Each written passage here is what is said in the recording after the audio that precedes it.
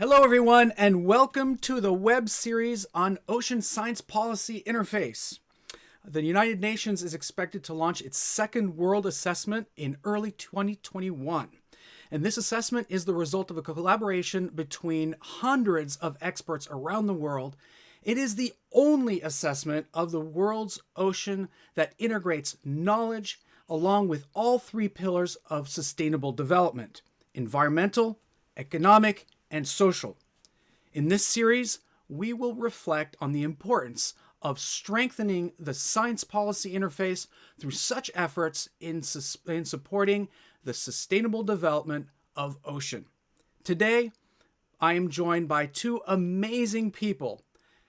Karen Evans, member of the group of experts of the regular process and the executive planning group for the United Nations Decade for Ocean Science for Sustainable Development.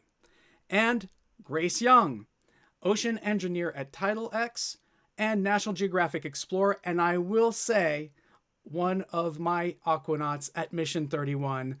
And I thank you both for coming on and spending a little bit of time with us to discuss something that is very close to our hearts, which is solutions, building solutions for the ocean science policy interface, getting people involved. So thank you both for coming.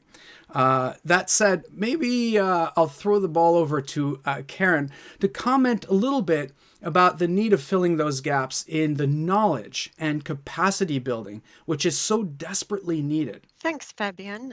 So one of the things that is really obvious in the second World Ocean Assessment, and it was also highlighted in the first World Ocean Assessment, is that access to technology and also access to tools and to services and to capacity is not equitable around the world. There are vast places where we just are not gaining the types of information we need to really be able to assess the current state of the ocean, but also to track what is going on in the ocean in terms of business and industry, and also the social values that people hold to the ocean, because you really need to know, as you said before, the environmental, the economic and the social components to have a truly integrated understanding of the ocean. So making that equitable, technologies, knowledge, access to solutions, as we're talking about today, to make that equitable around the world is a real challenge for us to address. When I think of technology for the ocean and how it will help us reach Sustainable Development Goal 14, Life for the Ocean, what often first comes to mind is like fishing vessel tracking to reward good actors and identify illegal fishing, or the satellite imaging and robotic tools that better predict sea level rise and identify hotspots for conservation. Those are technologies that some have access to and some don't, and I agree with Karen, it's so important that we have equitable access to them and use them on an international scale.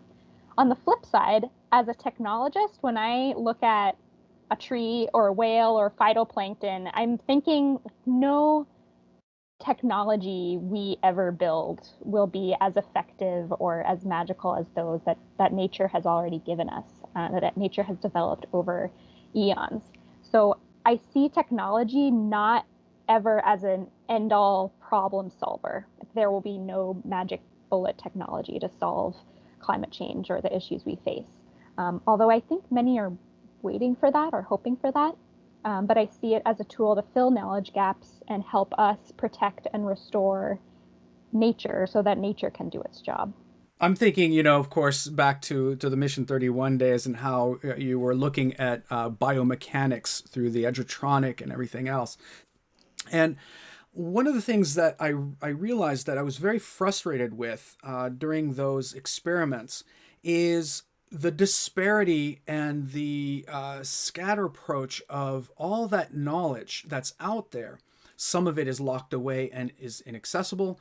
Others are gathered in various ways on various platforms and not organized in a way that is universally consumable. And how, you know, and then I look at the general public, some of them who may be watching us tonight, and asking myself, and more specifically asking you, experts, how do we bring them in as part of the solution? Absolutely. We absolutely have to bring all of society along on this journey.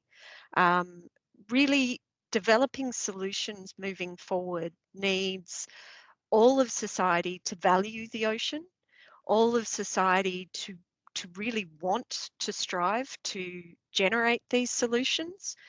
Um, and so that really, some of the thinking around that is how do we actually bring the knowledge of society up to a level where that valuing of the ocean is an everyday thought for society, so that every action that they do during their day, they're thinking about the consequences of those actions for their surrounding environment, and for the ocean ultimately, because we know that the ocean connects everything. It drives our climate.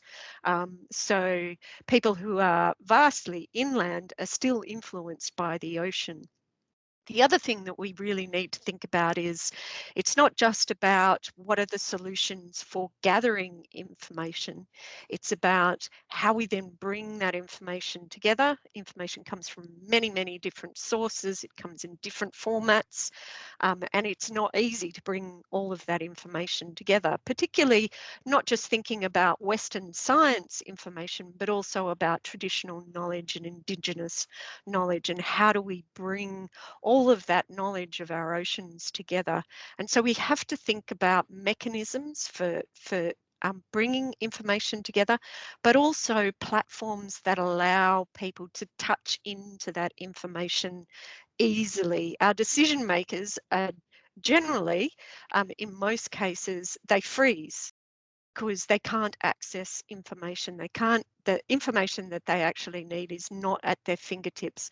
So they're either making decisions in the absence of information, or they're not making decisions at all. And so some of the innovations that we actually need are those platforms for delivery to various components of society, whether it be the person in their home or whether it be the decision maker that's forming policy that will drive change in terms of getting us towards a sustainable ocean. One of the things that I see as a struggle is to try to promote an application of an integrated approach. Grace, if you want to jump in, maybe on the role of the private sector. I said before, I think any user or stakeholder of tools or solutions that we implement, the users and stakeholders need to be involved in the development of that. And whenever we're talking about ocean solutions and climate solutions, nearly everyone on the planet is a stakeholder. Like, even if you're inland, half of the oxygen we breathe comes from the ocean. So you're connected to the ocean. I mean, whether or not you've seen it before. In terms of the private sector, so I've had the privilege of working in academia, in the government a little, now the private sector. And I am a firm believer in an integrated approach between all those domains. I think a powerful way to augment the effect of that integrated approach and strengthen the science policy initiative is to lead an enterprise that's dedicated to achieving technological solutions for privacy goals. My experience at CERN, for example, it convinced me that collaborative science on a global scale can be effective to solve big, specific problems and can turbocharge science policy interfaces and solutions. But it does need to be focused on devising specific solutions and develop tools that all of its users will work on together and all contribute data to the same source so that it's equally useful to everyone. How can we strengthen, ocean science, the ocean science policy interface, including the role of the regular process and the World Ocean Assessment, with regard to doing these kinds of reinforcements on law of the sea. Karen? So, good question. Difficult question. And so one of the things that I think is really important is communication of the World Ocean Assessment, and we're going through a process of producing some communication tools to really cross that policy science divide. There has to be good communication around outputs like the World Ocean Assessment. There also needs to be some development of easy access to the information that is in the World Ocean Assessment. The World Ocean Assessment is the current World Ocean Assessment. The second assessment is 31 chapters long. So it's with pictures. it's a substantive piece of work, and you really cannot expect every politician or every policymaker to read the World Ocean Assessment from page 1 through to But whatever the also, how could final you fit page. a World Ocean Assessment into anything shorter? Yeah, Are there cliff exactly. notes? Exactly. So we have to, if we're thinking about innovative solutions, we have to think about innovative ways in which we can carry the messages from the World Ocean Assessment across to policymakers and politicians, but also much further than that as well, and out into the public, so that the knowledge that is generated through the World Ocean Assessment is dispersed as far and wide as we possibly can. And I think that means, building up some great partnerships that it will facilitate that communication flow.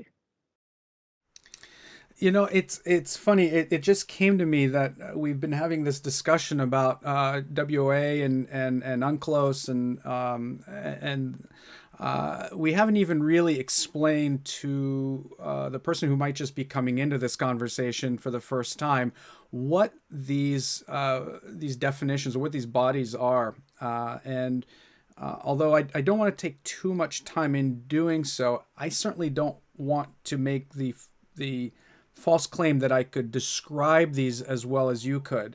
So I'd love, in just a couple of sentences, if you could explain what these platforms are.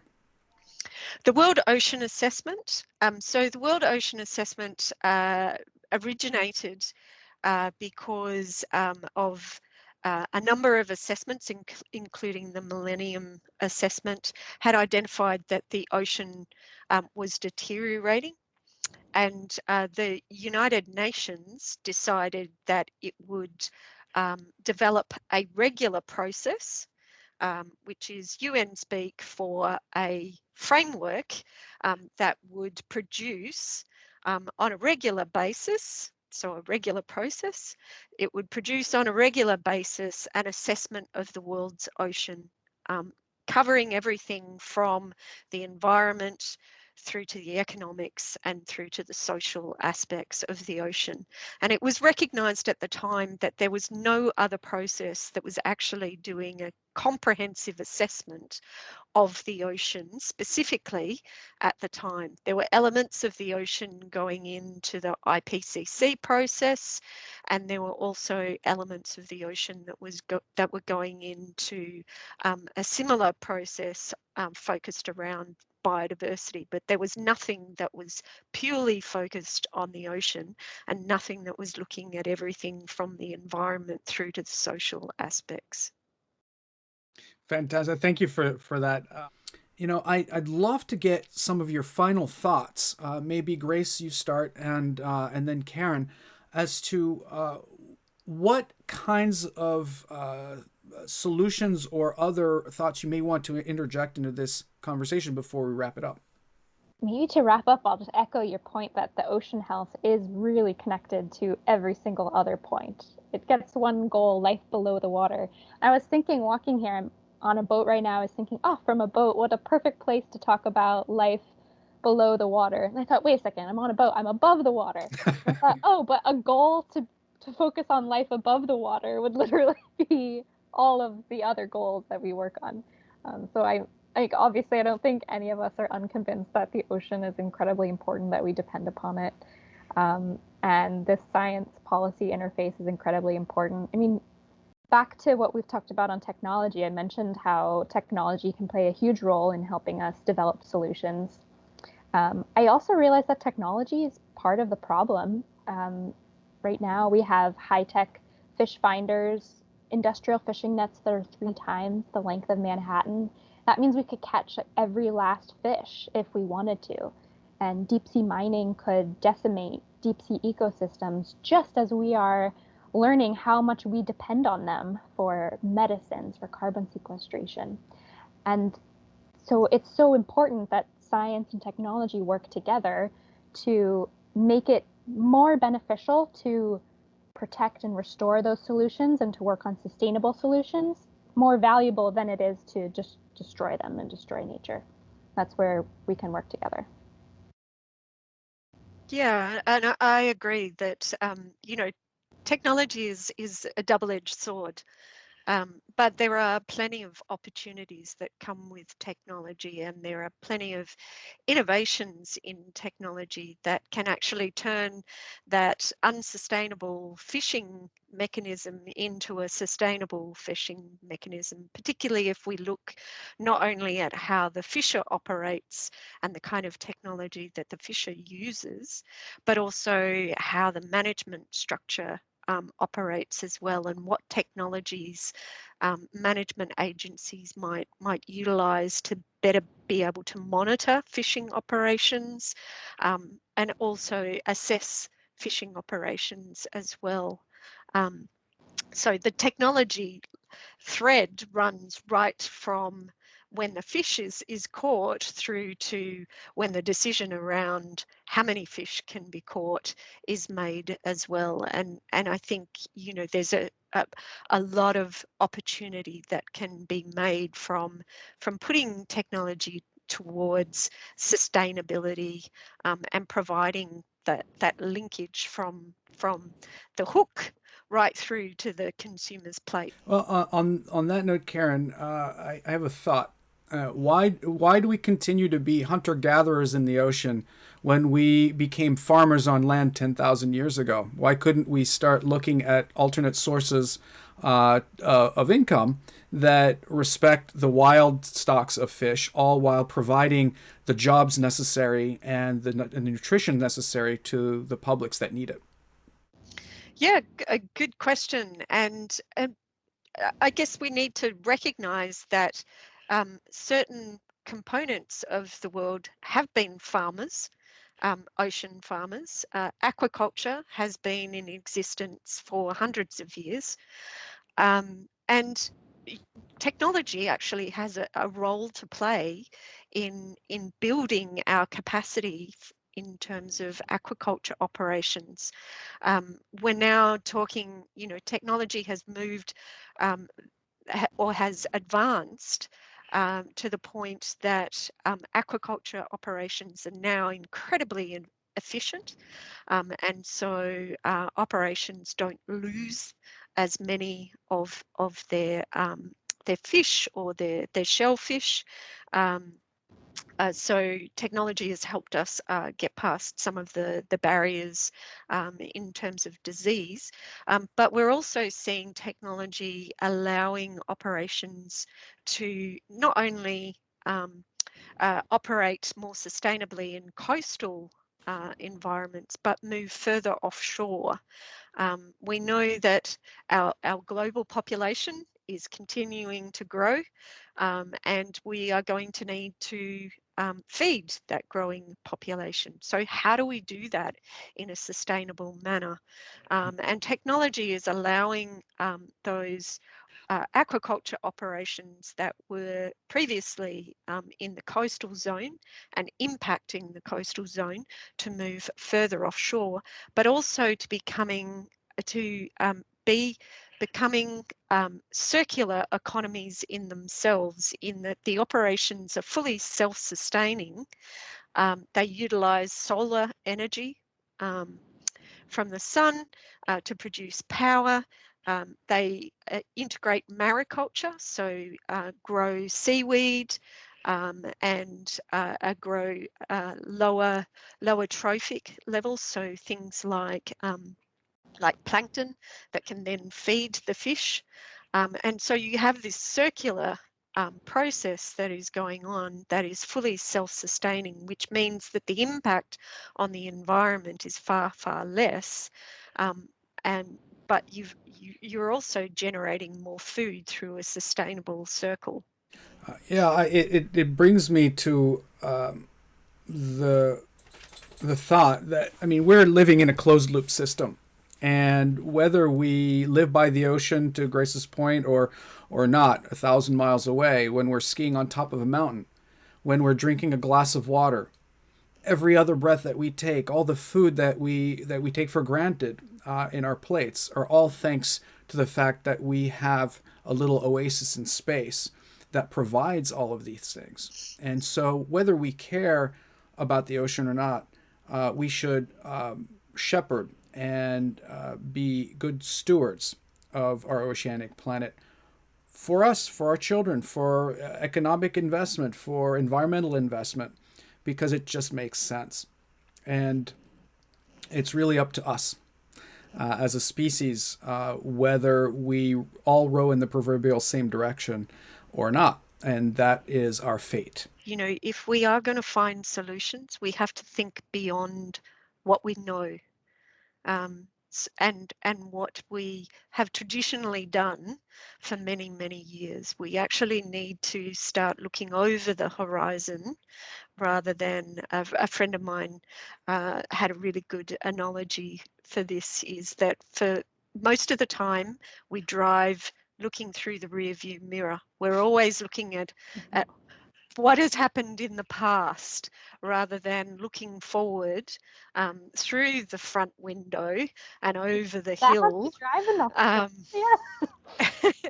Over the hill to what is over the horizon. And so we actually need to shift our thinking so that we are not constantly looking at what has always been done, but what needs to be done.